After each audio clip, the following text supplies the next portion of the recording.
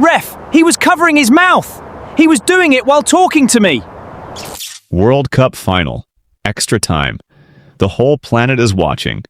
And a legendary player, arguably one of the greatest to ever live, is losing his mind. Because a guy covered his mouth. Not an elbow, not a shove.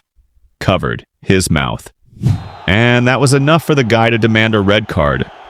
Off the pitch. Gone. The internet lost it. Half the planet called it petty. The other half went, wait, is that actually a rule?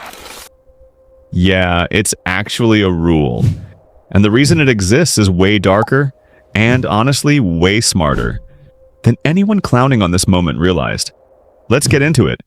Quick scene setting. This is a World Cup final. Two rival teams. Scores tied, it's late. Tensions are radioactive.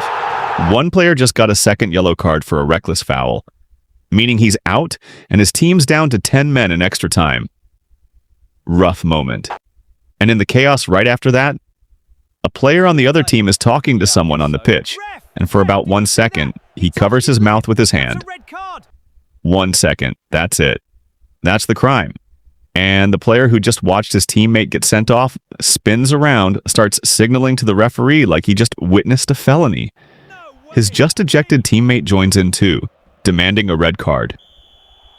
VAR gets called, the whole stadium is confused. And then, nothing happens. No card. Play continues. The other team eventually wins the whole tournament in extra time. And this whole moment becomes a meme. But here's what nobody was really asking in the replies. Why would he think this would actually work? Where did he even get the idea that covering your mouth is a red card offense? Turns out, this isn't anyone being delusional. This is a real rule. It's unofficially nicknamed the Prestianni Law, and it was approved by IFAB. That's the International Football Association Board, the people who literally write the rulebook of soccer, back in April 2026. Months before this tournament even started. Here's what it actually says. If a player covers their mouth while confronting an opponent, specifically to hide what they're saying, that can be a straight red card. And before you say, okay, that's insane, let me tell you why this rule exists. Because it's not about manners. It's about something way uglier. For years, players around the world have been caught on camera mouthing racist insults, threats, or slurs at opponents, and then covering their mouth specifically so lip readers, broadcasters, and review boards couldn't prove what was said. No proof, no punishment. So FIFA and IFAB essentially said, fine. If you cover your mouth in a hostile confrontation, we don't need to hear what you said. The covering itself is now the violation. It's actually a pretty clever workaround for a problem that's plagued football forever. How do you punish something you can't prove happened? But, and this is the part that actually explains why no card was shown, the rule isn't cover your mouth, get a red card. That's not what it says. A lot of people watching that moment got this wrong. FIFA's actual head of referees said it directly before the tournament even began. Players are still completely allowed to cover their mouths during normal conversations. Talking tactics with a teammate? Fine. Chirping something under your breath to yourself? Fine. The red card only applies if there's an actual hostile confrontation happening, and VAR review shows malicious content, insults, threats, or discrimination was likely being exchanged. In this case, VAR reviewed it and decided the gesture wasn't confrontational. 1 second gesture, no hostility, no case. Rule didn't apply. Simple as that. Which is exactly why the internet piled on so hard.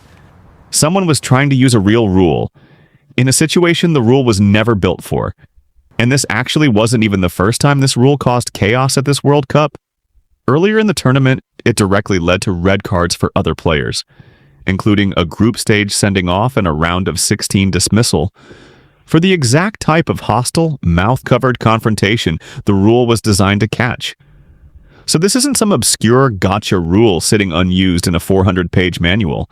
It's already changed actual World Cup results. It's real, it's active, and apparently even elite players don't fully understand how it works. which honestly says something kind of funny about rules in general.